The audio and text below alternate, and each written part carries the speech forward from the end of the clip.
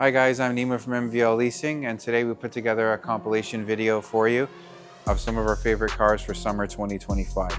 Don't forget to like, comment, and subscribe, and hit that bell so you don't miss a video when it comes out.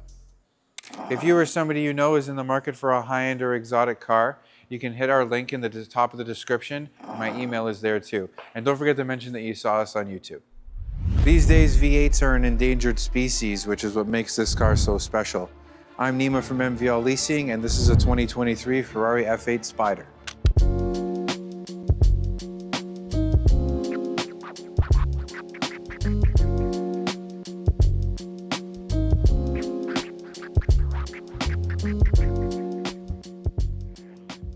So this Ferrari F8, the color is called Grigio Silverstone. A lot of these sports cars, they take the name of the color for them from famous racetracks around the world. In this case, Silverstone Raceway in the UK. The color is like a dark cloud because it's always raining in the UK, so I think it kind of fits. With this particular car, was introduced in 2020 and they made it up until 2023. Now the chassis is actually the same chassis that you find in a Ferrari 458, which was introduced in 2010. It was revised for 2016 into what we know today as the 488 GTB, and this is kind of the last hurrah when it comes to that chassis. This chassis was introduced in 2010 for the Ferrari 458. They carried it over to the refresh to the 488 GTB, which was a big problem at the time because everybody loved that naturally aspirated V8. A lot of horsepower per liter, no turbos, no electric, just all car. The 488 introduced Ferrari's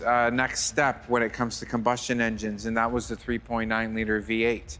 But even though they kind of did away with some displacement and added a bit of turbos, the power leap from one to the next was huge. You went from 563 horsepower to 661. The 488 Pista was the most potent version of that car, with the engine tuned from 661 to 710 horsepower. But when you get with that car, you're spending a lot of money. The value has gone up a lot because they're made in such limited numbers. The good thing about the F8 is because it retained that engine and general powertrain, put it into far more updated bodywork that gives you a glimpse of Ferrari's future design language, which kind of ended with this car, which was replaced by the 296 GTB, which is hotly debated as not that great a car only because it's a V6. It's more powerful than this. It's got over 800 horsepower, but it's just missing those two cylinders, which a lot of people have fallen in love with. So if you want to have one of the last production V8 Ferraris, this would be the one.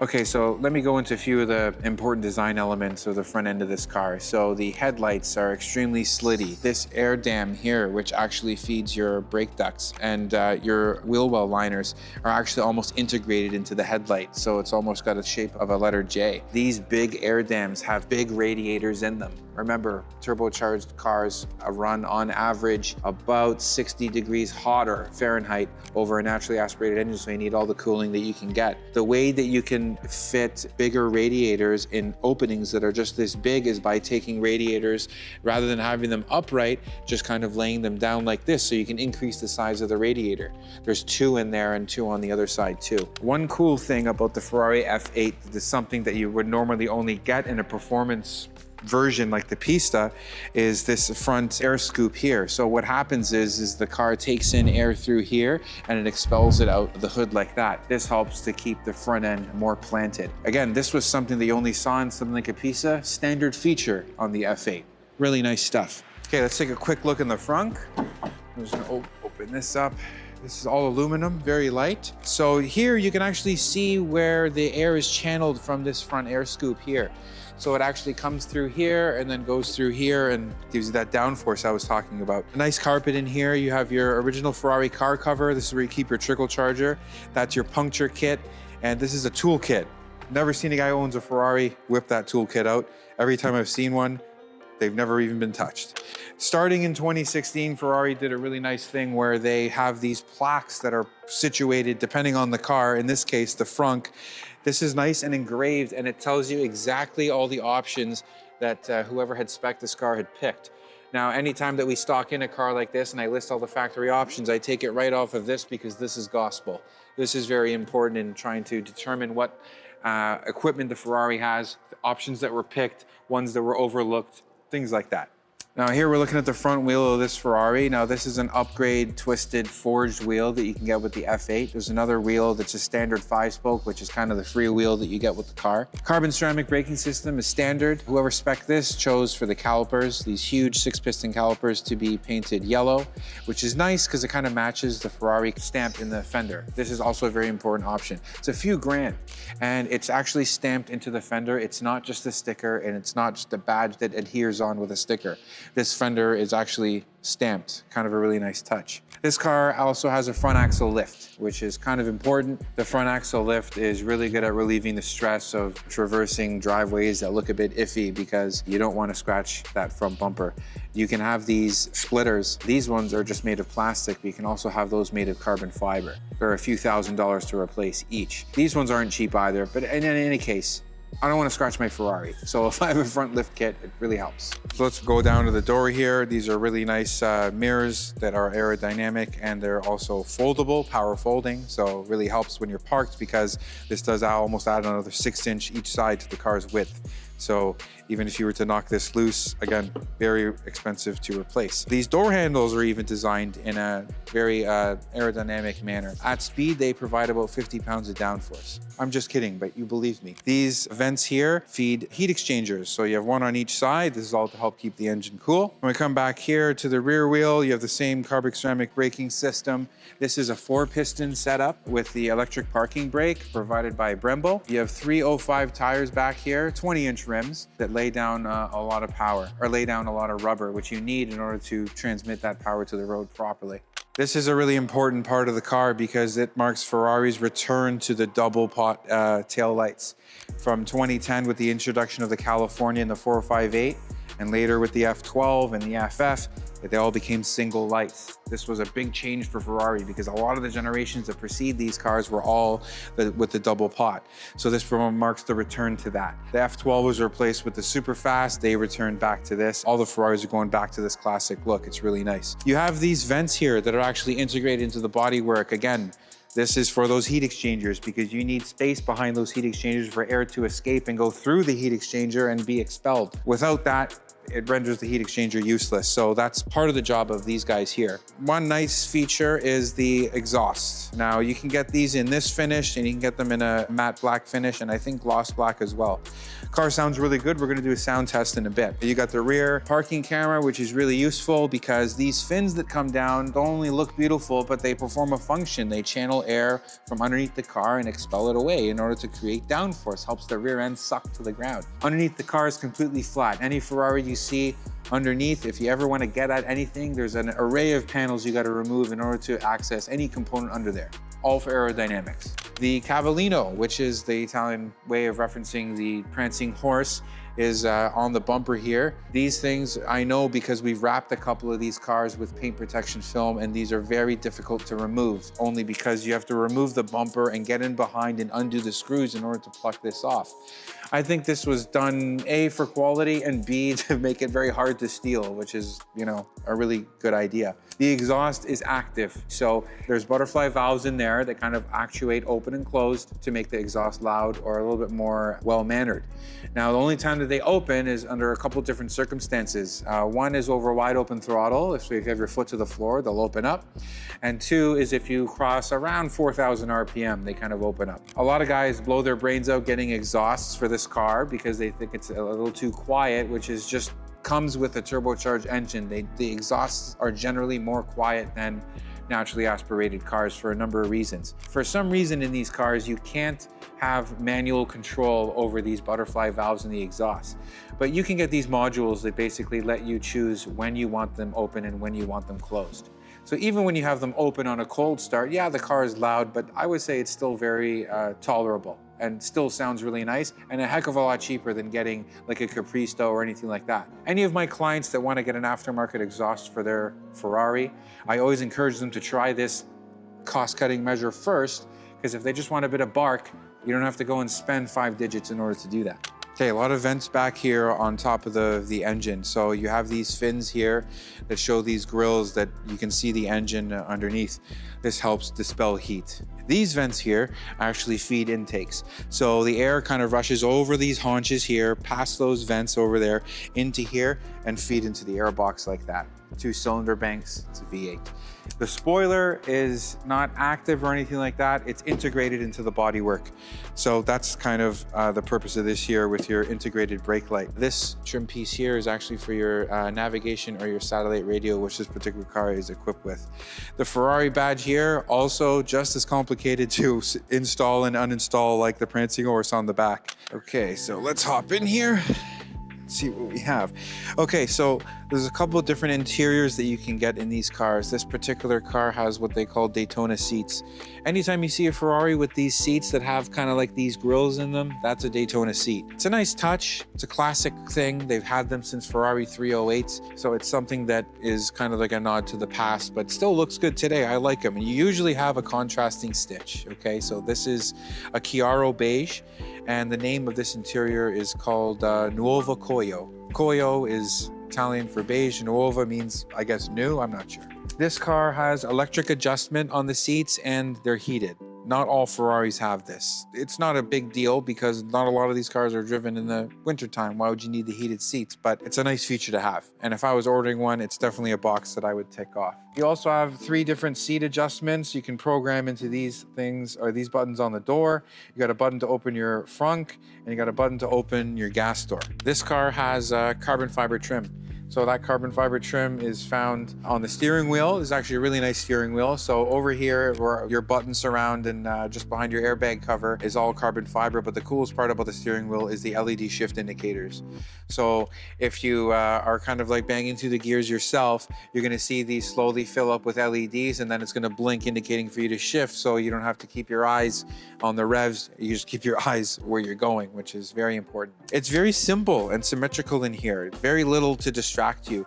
A lot of the information for your navigation, music, and things like that are divided amongst your 2 screens that are on each side of your tachometer. Tachometer, dead center. This particular one has a yellow tack. You can get red, you can get black. Really nice touch. This car has the yellow calipers and things like that. And when you have a yellow tack, it kind of adds a splash of color to this car because there's not a whole lot with it being gray. Steering wheel, flat bottom, a lot of interesting stuff on here. Everything designed to keep your attention in this direction and keep you focused. Your turn signals are activated through here. Your wipers are activated through here. Your washer fluid, your high beams. 2 really important things. One is this button that they have dedicated to bumpy roads. I think they probably integrated this as an OEM option because a lot of these cars are driven in Europe and they go in old cities where you have cobblestone.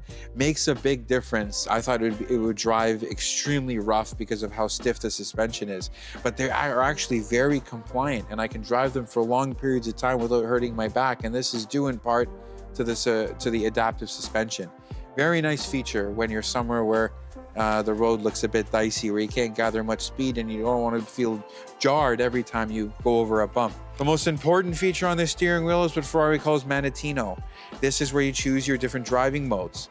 So you have wet, sport, race, turning off your traction control and turning off your stability program. So when you put the car in different modes, it limits or exploits different elements of the car. So when you put it in wet, the car will shift very soon. It will limit torque, so you're less likely to spin the wheels. Sport is probably the most fun. It's an even keel in between race and wet. Race is obviously the most extreme one. So this changes how the car shifts gears, double clutch transmission. It also kind of like dials back a few of the driver's aids. So the more crazy you go with your Manettino switch is the more you need to be paying attention. Car's mid-engine rear wheel drive. So if you're going in a corner or something like that, you never want to get too heavy on the throttle, otherwise the car will just spin like a top.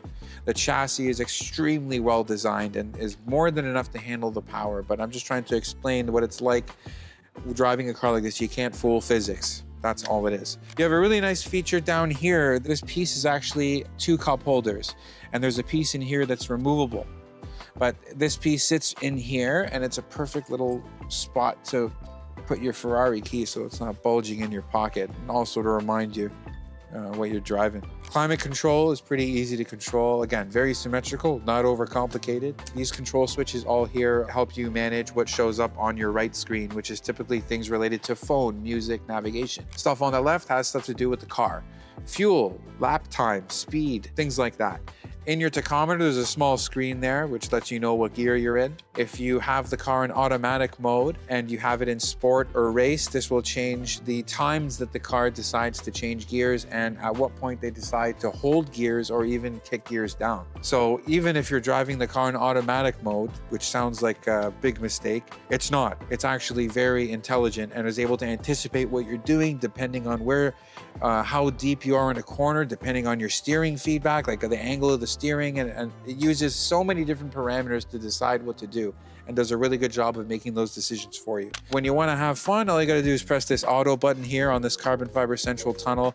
Now you're in charge. This car was also equipped with carbon fiber shift paddles, which have a really nice feel and match the weave of the carbon fiber spread throughout the rest of the interior. This is your reverse button. As soon as you press that, the screen on the right will show what your rear view camera is showing. Also, when you get close, you can activate your front camera so you can see exactly where the curb is, so make sure you don't hit anything.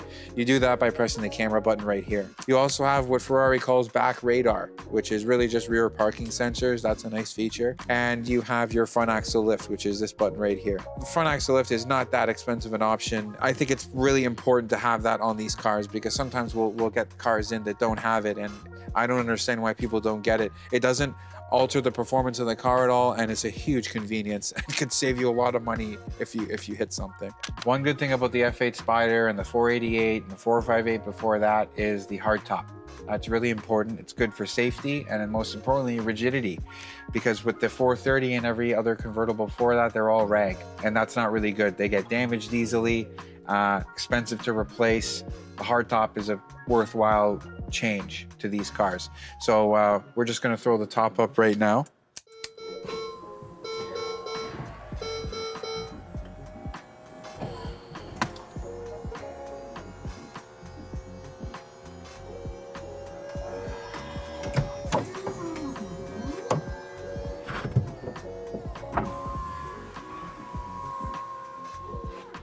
My favorite part about the hardtop convertibles on these Ferraris is the back window here. So if I just press this button, I can lower that and I can have all these windows up. And the benefit to that is that when you're romping on the engine and stuff like that, and you can hear the air induction, you can hear a bit of turbo spool and stuff like that, really helps with the engagement. And engine sounds great, even though it's turbocharged, so don't fret. Okay, so let's fire this up and see how it sounds.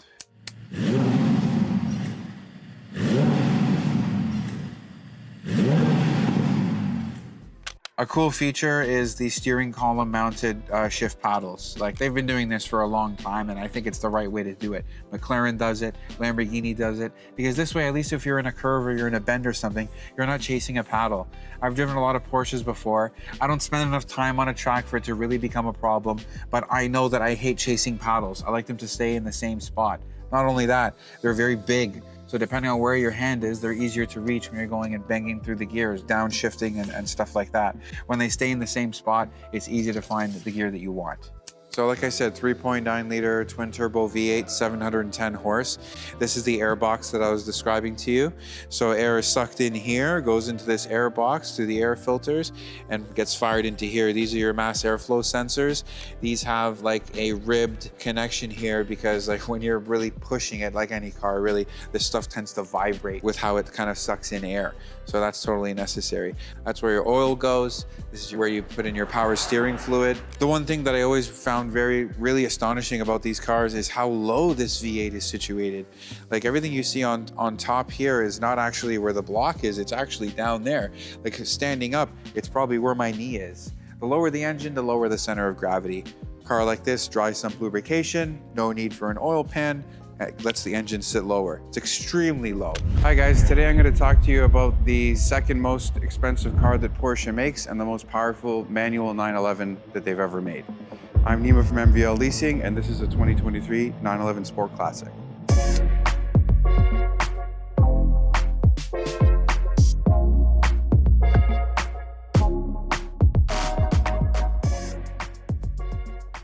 So let's start back in 1973. Porsche made a car called the 2.7 RS. This is where this whole idea for the Sport Classic was kind of born. The first time that they actually created a car that kind of harks back to that car was in 2010. This is the third iteration of the Sport Classic, the first one having been released in 2010. With a car like this, it may look like a normal 911, but the devil is in the details with this car. So we'll start with the color.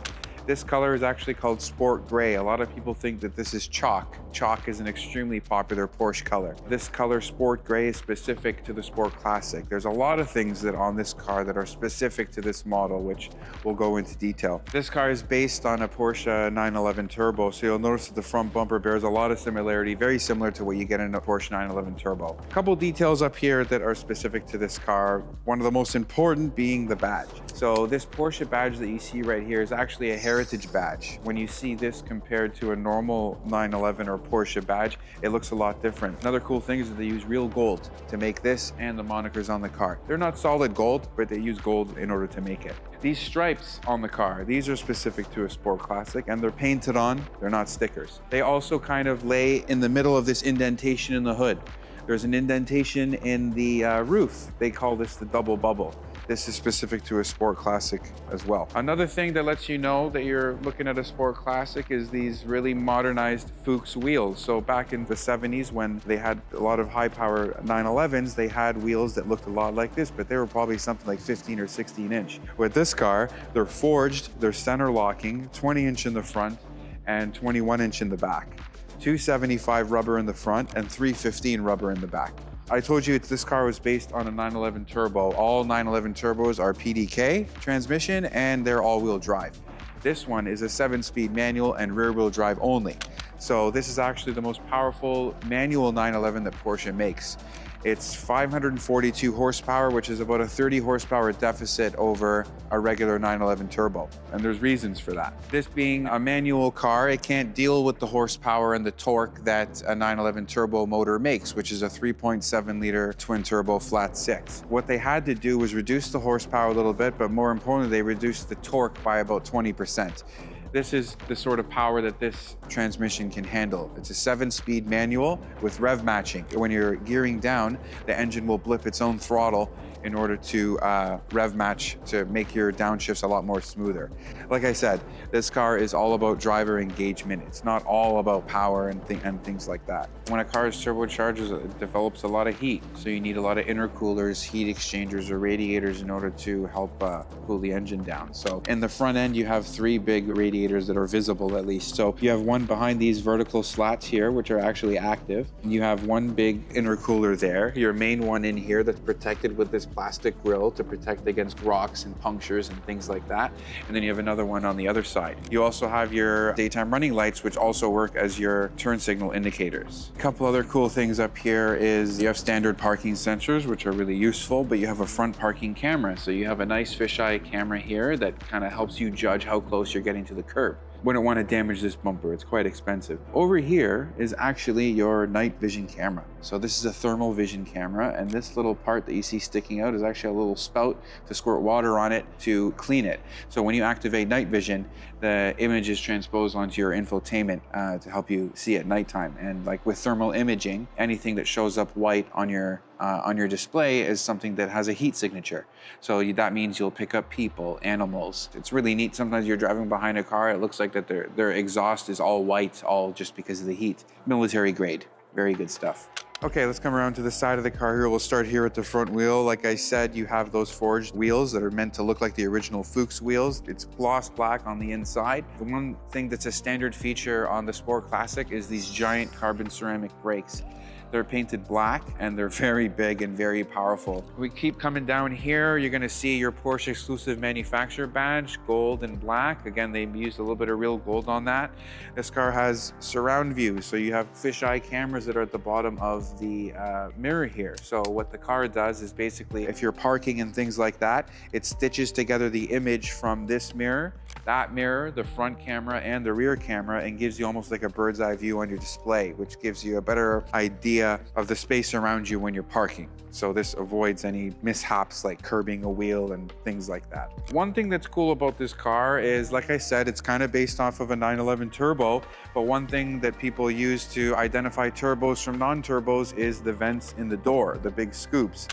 Now, this was removed on purpose. So this fender is specific to this car, and you'll notice that it starts here, comes all the way up here, and is the back. This is probably the biggest panel on the car, and even goes along the bottom of the door there. Now, if these vents are removed, you're probably going to wonder, well, the purpose of those vents, first of all, was to feed to radiators, because again, turbocharged engines create a lot of heat. So these vents were specifically designed to cool the engine. So now that they're missing, the car has to find another way to cool that, which we're going to get to in a bit. The rear wheels here are 21s. You still have the black brake caliper. It's a 315 wheel in the back. That's actually very wide for a car of this size. Being rear wheel drive and having this much horsepower, you need as much rubber that you can get in order to lay this power down efficiently.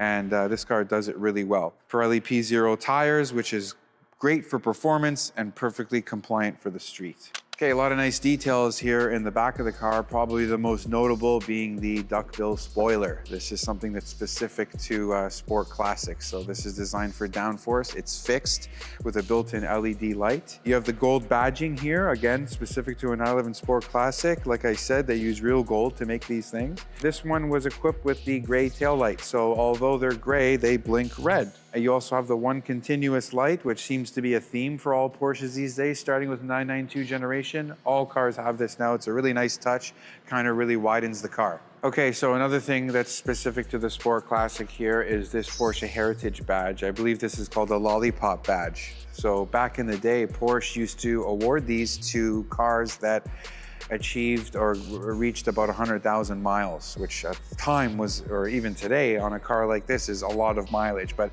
it's a heritage badge, you get it with the car. It's a really nice touch on this engine cover, which brings me to my next thing. So this is the only way that you can kind of open to kind of take a peek at the engine. So if I open it up like this, there's not really a lot to see here. You have a couple fans here that help expel some of the heat from the engine when the car is stationary. You have a Sport Classic badge right here reminding you what car you're looking at. Here's for your oil cap, and this is for your coolant. So the indentation in the hood and the indentation in the roof looks good, but with Porsche form follows function. So the real purpose of this is to channel air over the middle of the car, over the back, and to kind of feed the air over this ducktail spoiler. But most importantly, there's a big radiator or heat exchanger down there.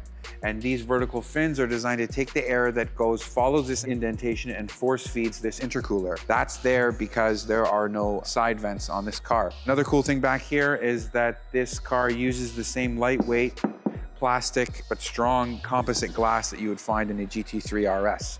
Now, the hood and the roof are also made of carbon fiber for lightness to lower the center of gravity on the car. When you open the hood, you can see on the underside all of the exposed carbon fiber. So you can have the paint exposed if you like, but this is just a reminder of how light this hood is. Very, very light. This stuff is paper thin.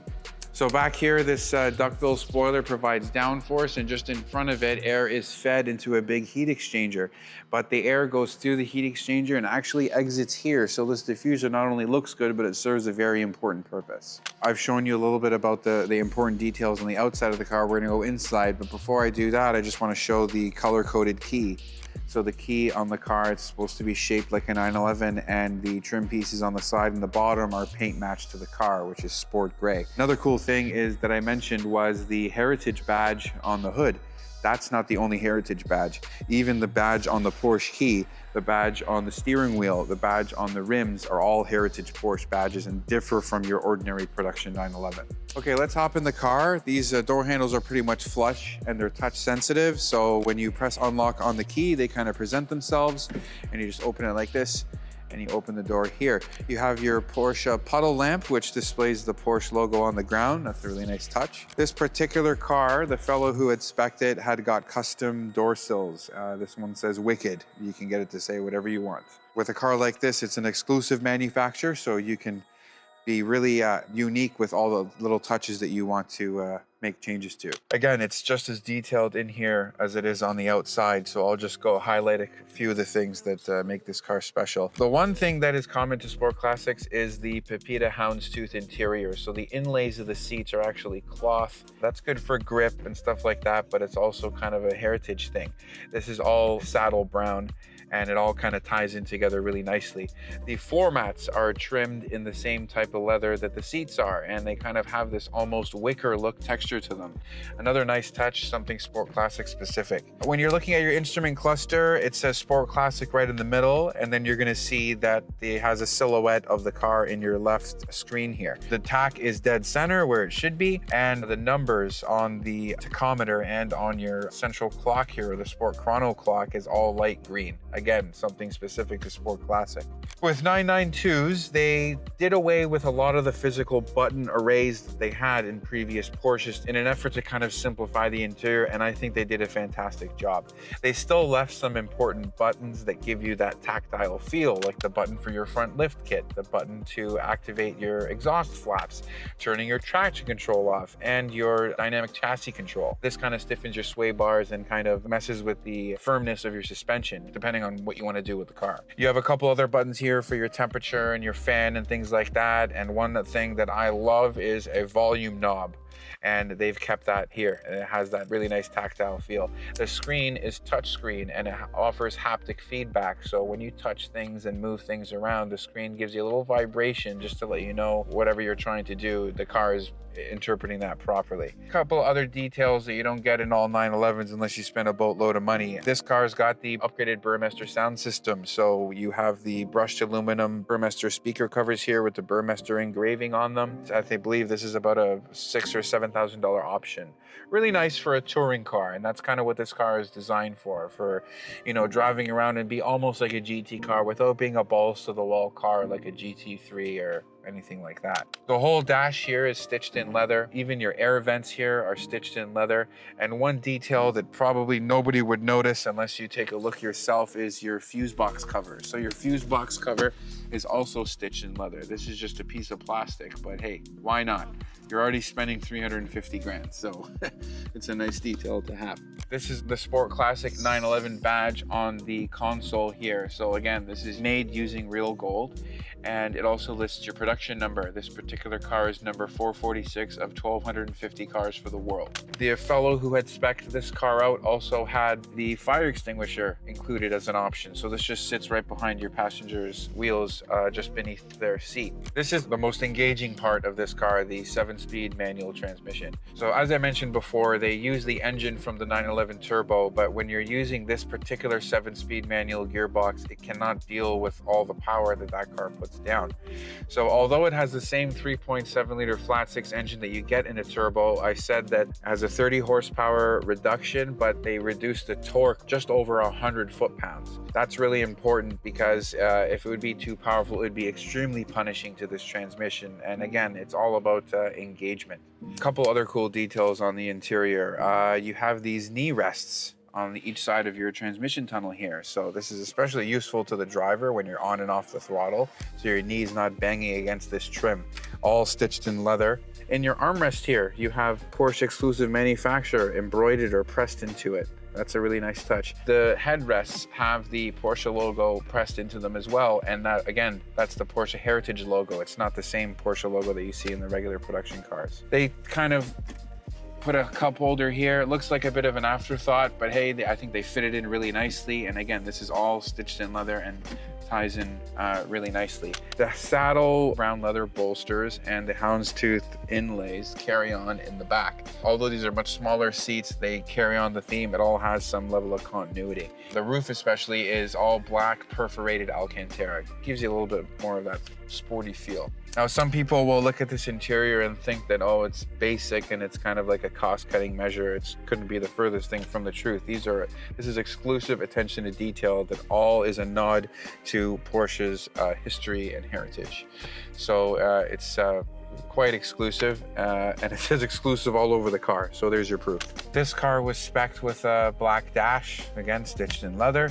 Same with the steering wheel, nice sports steering wheel, nice and fat with your thumb rests here. Sometimes at 12 o'clock there's a stripe there just to kind of help you judge your steering a little bit better. This car has it, but another cool thing, like I mentioned before, every Porsche crest on this car is the Heritage badge, and the one on the steering wheel or the airbag cover is no different. Another cool thing about this steering wheel, a lot of new 911s these days have it, is the drive mode. So rather than dicking around with switches and stuff like that here to change your drive modes, they keep it right on the steering wheel. So you have your sport mode and ones that you can also program. So if you like the stiff suspension but the soft throttle, you can program all that to your own individual setting. Okay, so let's let the car do some of the talking and hear what this thing sounds like.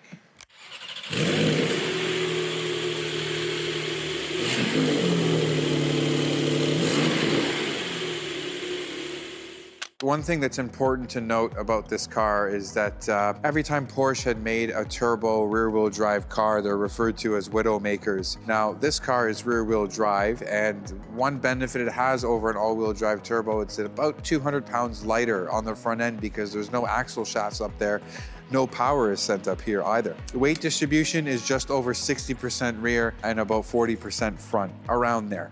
And you need that because when you have the engine back here, you put a lot of weight on the rear wheels. If those are your only drive wheels, it just helps them dig into the pavement a little bit more. Despite the car having 543 horsepower, it's kind of really hard to break loose unless you were really trying to. A couple of the things that help you maintain that level of traction and control is the weight over the rear axle and the rear axle steering. That's a very important part too. So at lower speeds, the wheels turn in opposing directions, and at higher speeds, they turn in the same direction. That makes this car an extremely well-handling car, despite having 540 some horsepower directed only to the back wheels. Today, I'm going to talk about what Lamborghini calls an SSUV. I'm Nima from MVL Leasing, and this is a 2023 Lamborghini Urus Performante.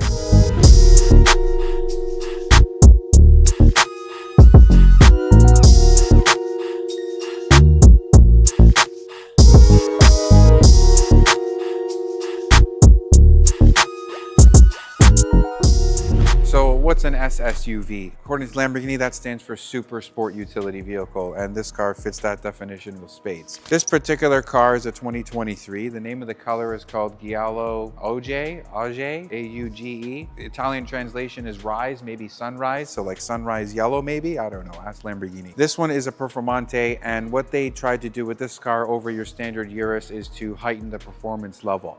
So there's been a number of revisions that I'm going to go over on the car that help do that. And we'll start here at the front end. So right away, what you'll notice, what sets a Urus Performante apart from a standard Urus is the hood and these vents in the hood. The hood is carbon fiber that's specific to the Performante, and you also have these carbon fiber vents. These help with downforce, and they also help expel a lot of heat out of the engine bay. Your front bumper is revised, so you have a few more fins and vents that help direct air over, around, and underneath the car to provide more downforce. Lamborghini claims that this car has almost 40% more downforce than a regular Urus. Lots of carbon fiber. They're not really shy when it comes to that stuff. So your front valence and these fins on the side, these are all carbon fiber. The Lamborghini Urus was introduced for 2019 and remained relatively unchanged until 2022.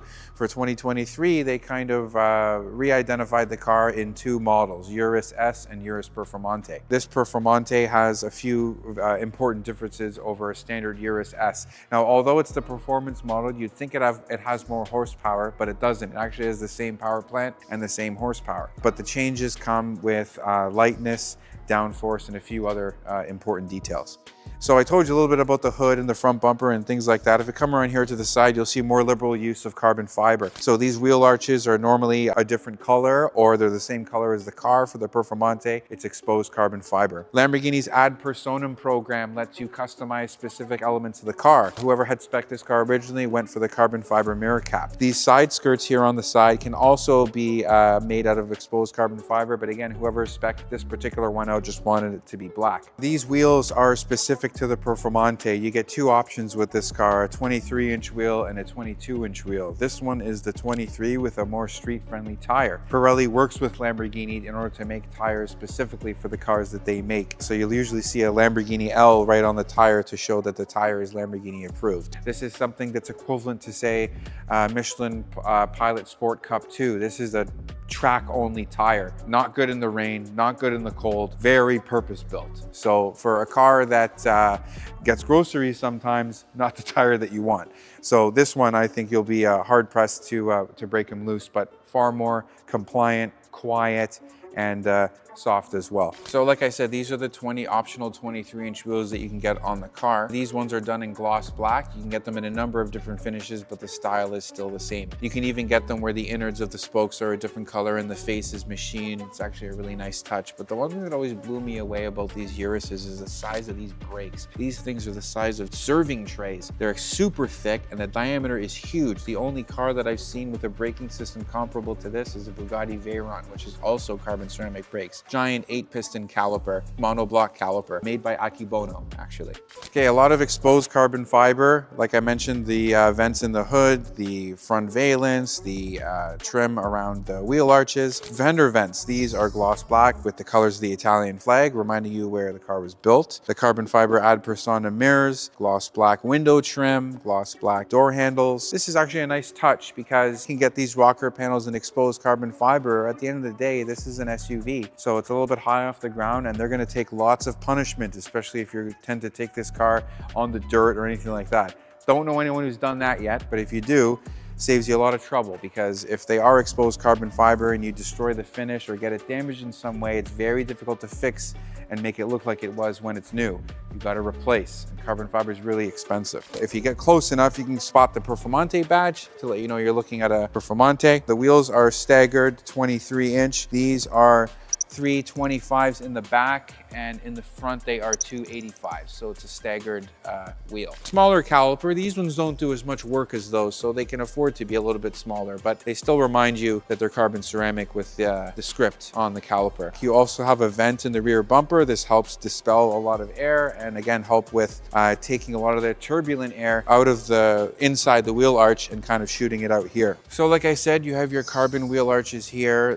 The rotors back here are very big, not as big and not as thick as the ones in the front, but they are as big as they need to be because the front ones are the ones that do the most work. One thing that's notable about the Performante is that they did away with the air suspension that comes on these cars, and this is all for performance. So there's no ride height adjustability. You still have adjustable dampening, so you can have it go firm or soft or whatever you want or whatever the situation calls for, but the Performante sits 20 millimeters lower than your standard Lamborghini Urus.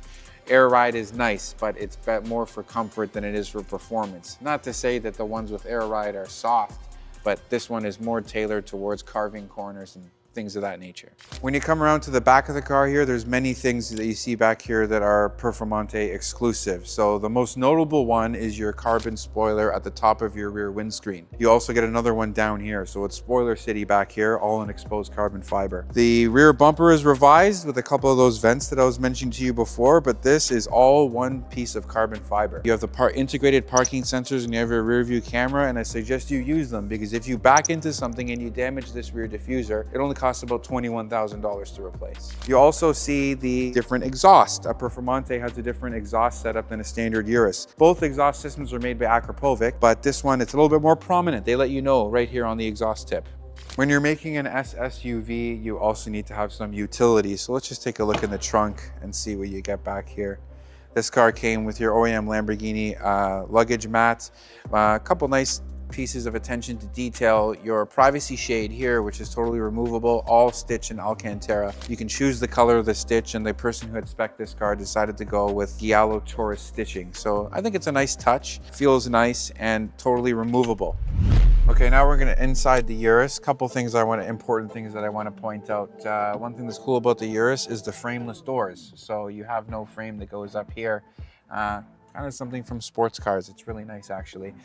This is a Performante, so you're gonna have lots of Alcantara all over the place. You can get it stitched in leather and whatnot, but Performante is for sport appeal. So the center of these cars has the hexagonal stitching pattern. You got the Performante signature on the seat to remind you what model you're in. Alcantara, as I mentioned with a lot of the other cars that we reviewed, is good for grip. So when you're in corners and stuff like that, it keeps your butt parked in the seat where it needs to be. The Giallo Taurus stitching is all up here on the dashboard and comes over here over your transmission. Your steering wheel also has the same trim. That's Alcantara, again for grip. You have the red 12 o'clock stripe here just to help you better judge your steering and things like that. In here, it's kind of hard to tell unless you have the cars beside each other what differs a Performante from a regular car. So over here is how you control your transmission. Over here is Anima, is how you choose between the 4 different personalities of the car. Strada, street or highway, sport, Corsa, Track, and Rally. A regular Urus has a few more driving modes, like one for snow and stuff like that. This one is a bit more simplified. You have your Ego switch here. So this lets you have control over how your all-wheel drive system operates, your torque vectoring and whatnot, your steering feedback, and your adaptive dampening. One thing that sets a Performante apart from a regular Urus is the rear diff. The rear diff is revised to allow for different and more torque vectoring that are tailored a little bit more towards performance. The gloss carbon fiber trim goes around your vents up here, all around your infotainment, but the nicest piece is the piece that surrounds your instrument cluster. It's a fully digital instrument cluster. The one thing that's cool about that is that when you switch your different driving modes, it'll change what the information is showing and how it's laid out. So when I go to different modes, you're going to see that maybe your revs and your speed become a little bit more prominent. This is really useful when you're really trying to attack times on the track or just have fun. The Alcantara dash, this is continued on the roof.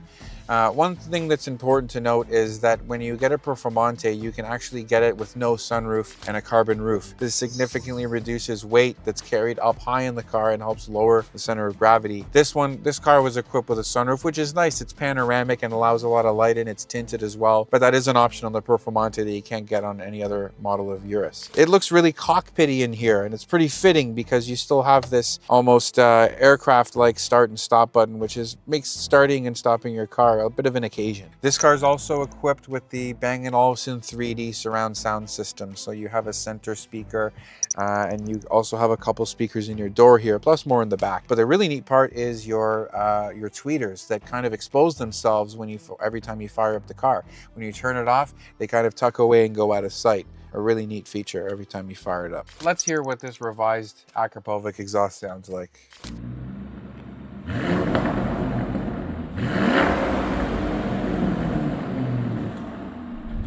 Okay, let's take a look at the heart of this beast.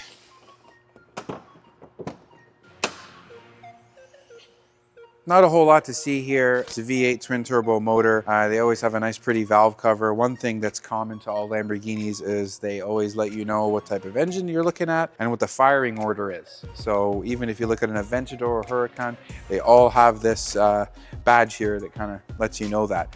The most important thing that's different under here is actually the underside of the hood, because this lets you see what the exposed carbon looks like. This car was spec'd with a painted hood. You can get it exposed where the center portion of the hood is actually exposed gloss carbon fiber, just like the pieces that you see up here. A couple more things that kind of add to the heightened performance of this SSUV is the four-wheel steering system. So at lower speeds, or depending on your curve you're taking and things like that, they turn in opposite directions, which virtually shortens the wheelbase of the car. The shorter the wheelbase of the car, the better the handling.